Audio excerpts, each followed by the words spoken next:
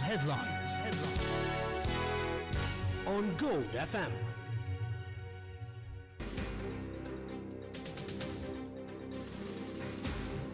Good evening, I'm Atik Rumi, bringing you the news on Gold FM. In your headlines, former spy chief Saleh detained for 72 hours. Anti-terrorism expert urges government not to play with national security as some call General Saleh's arrest politically motivated. Government now needs a distraction tactic. Daisy Forrest acquitted. Brace for an electricity board strike tomorrow. In your news overseas, US Supreme Court tariff ruling means nothing, indicates Trump. In your sports news, Sri Lanka facing do-or-die scenario in World Cup.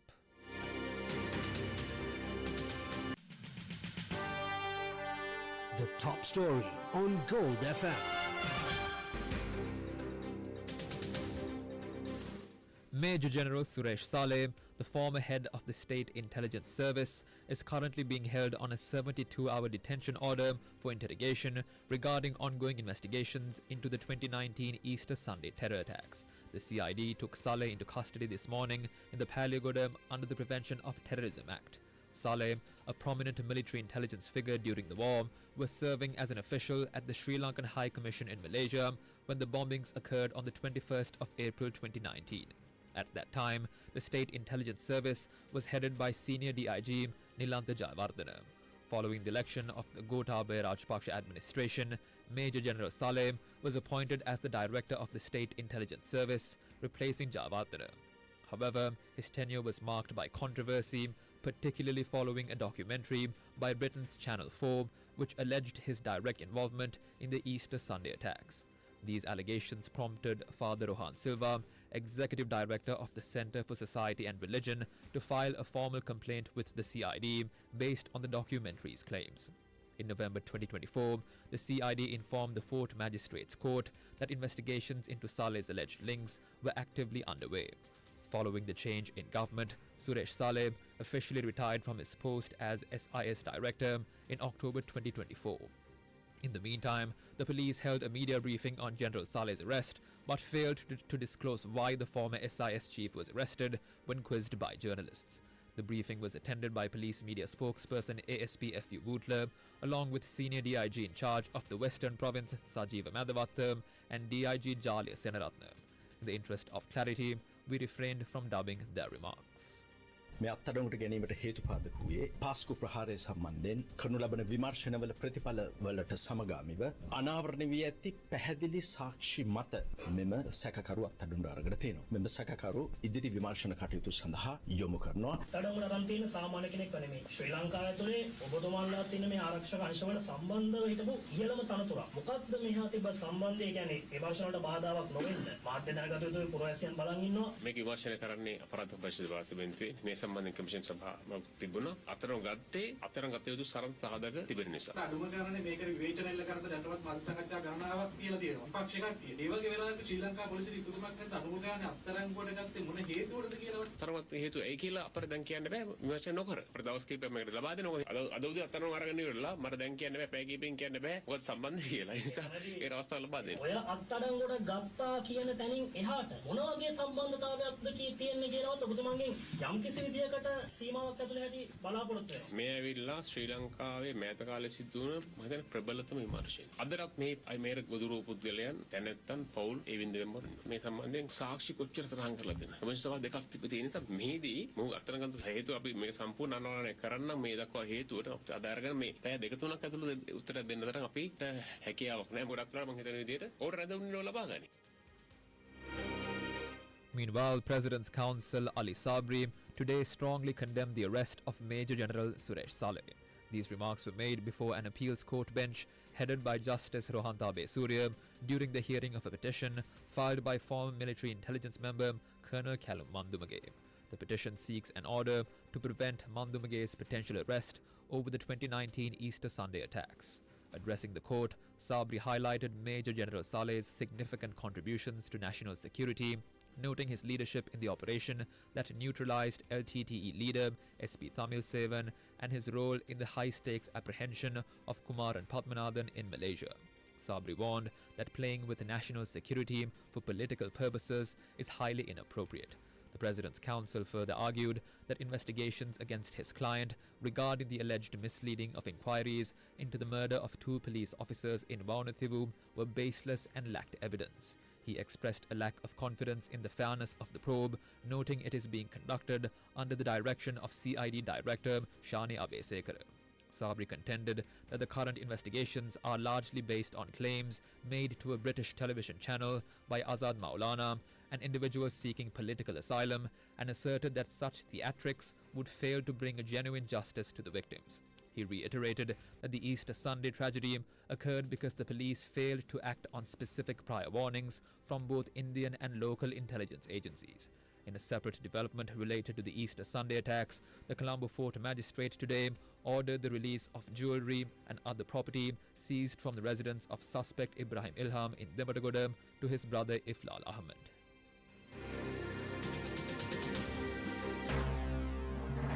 This is the local news on Gold FM. Anti-terrorism expert Professor Rohan Gunaratnam issued a strong statement defending Major General Suresh Saleh today. Professor Gunaratnam asserted that Saleh is innocent of any involvement in the 2019 tragedy, noting that at the time of the attacks, the general was studying at the National Defence College in India. He argued that the arrest is politically motivated and serves only the interests of 2 groups: the extremists who perpetrated the massacre and political radicals who propagate conspiracy theories to tarnish the reputation of the security forces. Gunaratnam stated, quote, "My findings are consistent with the reports of the FBI, Australian Federal Police, New Scotland Yard and Interpol," unquote, emphasizing that the perpetrators have already been identified through detailed international investigations. He called for a bipartisan approach to national security, urging Sri Lankan leaders to practice mature governance rather than playing politics with the nation's safety. In the meantime, former parliamentarian and leader of the Pivithuru Hela Urumaya, Udaya Gammanpila, was critical of the former SIS chief's arrest. General Suresh Saleh is a decorated war hero who has played a crucial role in defeating the LTTE. Therefore, Tamil separatist movement is badly in need of getting revenge from General Saleh for the role he played. That's why several conspirators link his name to Easter Sunday attack in 2023 through a story telecasted in Channel 4 UK. And we can remember President Ranil Wickremesinghe appointed Imam Committee to probe into this allegation, and that committee, through their report, logically, this evidence established that this story is totally fabricated. Venturing his thoughts on the arrest, he insisted that Major General Saleh's arrest is a calculated diversion tactic by the government intended to mask its misgivings. We can well remember this government, one of the main slogans for coming to power was that mastermind behind the Easter Sunday attack. So they know very well they can't find a true mastermind, so they have to rely on a fabricated story and catch war heroes, the enemies of the LTT, to feed their financiers. That's why last year, April, when the Easter Sunday attack anniversary was nearing, they arrested Pillar on the 8th of April 2025. Similarly, they had planned to arrest General Saleh in the month of April. But government now needs a distraction tactic. They have purchased inferior quality coal, and that's the biggest stock in the town. So they badly need a distraction tactic to give a new focus for the nation. That's why they advance arrest of General Suresh Saleh. We urge the government to don't hunt war heroes with fabricated stories. And we stand by with this decorated war hero, and we take every single measure, politically as well as legally, to safeguard and ensure his early release. United National Party leader and former President Ranil Wickremesinghe emphasized today that all citizens and political entities must unite to safeguard multi-party democracy in Sri Lanka. He made these remarks during a discussion held in Colombo with representatives of the Mahajana Handa, and in the interest of clarity, we refrained from dubbing his remarks. අනික හැම ප්‍රශ්නය ගැනම වෙනත් අදහස් තිබුණත් ආර්ථිකය ගැන, විදේශ කටයුතු ගැන, ස්වදේශ කටයුතු ගැන, අධ්‍යාපනය ගැන ප්‍රජාතන්ත්‍රවාදී බහුපක්ෂ ප්‍රජාතන්ත්‍රවාදී ක්‍රමය ආරක්ෂා කරන්න අපි බැඳිලා තියෙනවා. අපි එකඟක් තියෙන්නේ. අනික හැම එකේම වෙනස්. එන ඒ එකත්වය අනුව මේ ක්‍රමවේදය අපි ආරක්ෂා කරනවා. අද ඒකට තර්ජන ඇති වෙලා තියෙනවා. ඒ තර්ජන වලට අපි මුහුණ දෙන්න තියෙනවා. අපි දැකලා තියෙනවා එක පුද්ගලයන් ඇති වෙලා තියෙන හානි. අපි දැන් දැකලා තියෙනවා මේ රටේ නීතිඥයන් බය කරන වැඩසටහන. අද සම්පූර්ණයෙන්ම සමාජ මාධ්‍යයේ කොටසක් සංඝ රත්නයට විරුද්ධව විශාල ව්‍යාපාරයක් කෙරෙනවා. මේ හැම එකටම අපි විරුද්ධ වෙනවා. විරුද්ධ වෙනවා නිසා නෙමෙයි ජනතාවගේ අයිතිවාසිකම් ආරක්ෂා කරන්න ඕන. ළඟදී අපි සියලු දෙනාම සාකච්ඡා කරේ අර නීතිඥයන් ඒ මැතිතුමාගේ බිරිඳත් ඝාතනය කිරීම. එක චෝදනා දාලා එක නඩුවට පටලවන්න හදනවා. අධිකරණයේ නීතිඥයෙකුගේ ස්වාධීනත්වය නැහැ. ඒ නිසා මේ සඳහා අපි එකතුව ක්‍රියා කරනවා. මගේ මේ පක්ෂයේ සම්පූර්ණ සහයෝගය තියෙන ඔබ තමයි එකතු වෙලා වැඩ කටයුතු කරන්නේ. The Colombo High Court today ordered the release of Daisy Forrest, the grandmother of Yoshitha Rajapaksa, who was accused under the Prevention of Money Laundering Act. The order was delivered after the Deputy Solicitor General submitted a special psychiatric report to the court. According to the medical findings presented, specialists have recommended that the defendant is not in a suitable mental state to participate in judicial proceedings. After considering the medical evidence, the High Court judge ordered that Daisy Forrest be acquitted and released from the indictments filed against her. Following this development, the Deputy Solicitor General informed the court that the prosecution intends to proceed with the case against the first defendant, Yoshitha Rajapaksa. The case was originally filed by the Attorney General against both Yoshitha Rajapaksa and Daisy Forrest, alleging that they had committed an offence under the Prevention of Money Laundering Act by unlawfully acquiring assets and property valued at approximately 73 million rupees. Trade unions at the Ceylon Electricity Board declared a 6-hour token strike scheduled for tomorrow, starting at noon. The Joint Alliance of Unions claims the government failed to provide positive responses to 8 key demands first submitted in January regarding worker rights. These demands include issues related to salaries, allowances, recruitment and administrative policies. Further, they also protest against the CEB's move to go ahead with a plan to dissolve the board into 4 separate state-owned companies. Recent discussions with the Minister of Energy, the Deputy Finance Minister and the CEB chairman reportedly ended without agreement. Union leaders stated that industrial action remains the only alternative to secure their demands before the planned liquidation of the board. Now for some news in brief. The 3 suspects arrested in Munarakala, including the second gunman in the Akuregoda murder of a lawyer and his wife, were brought to the Western Province South Crime Division. The business news on Gold FM.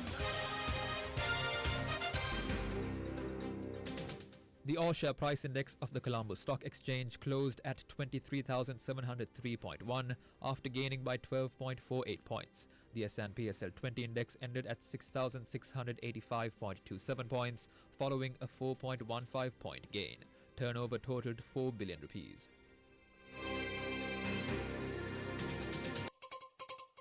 International news on Gold FM. US President Donald Trump used his State of the Union address not just to report on the nation, but also to show the world that his America First protectionism has become the hallmark of his second term.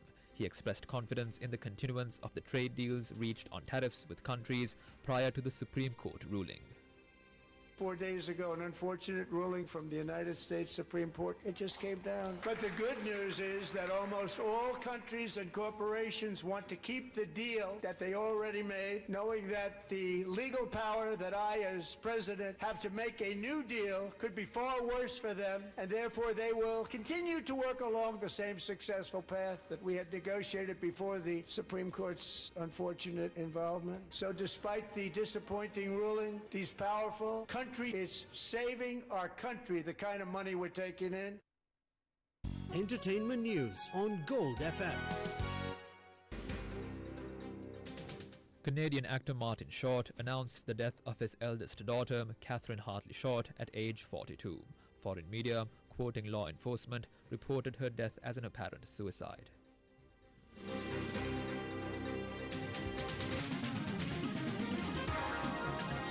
Sports news on Gold FM.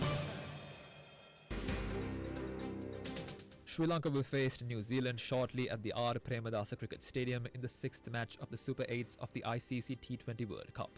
The hosts won the toss and elected to bowl first. This match is absolutely crucial for Sri Lanka's semi-final hopes, following their heavy 51-run defeat to England in their opener, which severely dented their net run rate.